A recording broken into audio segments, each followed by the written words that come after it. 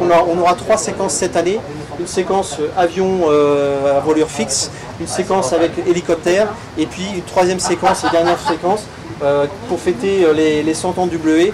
On aura les avions des équipes de France de voltige, de l'équipe de l'armée de l'air et de l'espace de voltige qui réaliseront une figure sur le tableau final.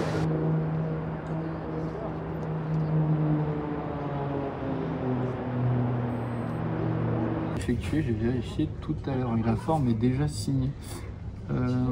Pour la partie trajectoire, jusque pour rappeler. Là aujourd'hui, on va vraiment essayer de caler, c'est avoir une belle formation. C'est-à-dire que on va être amené à être ce qu'on appelle en chevron, donc 3 fennecs en forme de triangle si on résume ça. Et derrière, on a un puma et un caracal derrière les 2 fennecs qui sont sur les extérieurs. Donc on va essayer de gérer ces écartements en plus de la gestion du timing pour que c'est quelque chose qui soit propre et beau.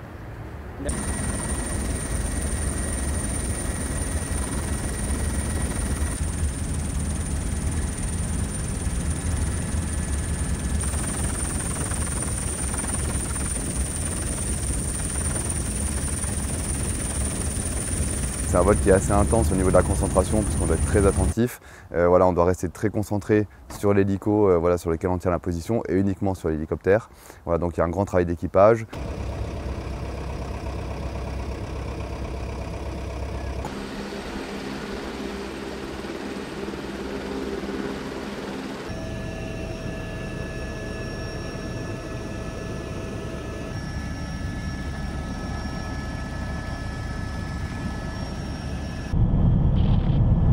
Petite brigade, par contre, juste à côté de la tour Eiffel, les bâtiments en arc de cercle, c'est le Trocadéro.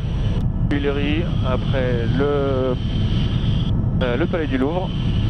Pour nous, c'est symbolique, on est très fiers d'effectuer ce passage-là. Là, c'est la première fois pour moi et j'en éprouve une grande fierté, mais en même temps, c'est un exercice très technique. Il va falloir défiler sur un point donné, à l'heure donnée, et c'était même pas à l'heure, c'est à la seconde près, dans une formation parfaite pour que le public justement puisse apercevoir les qualités de ces militaires.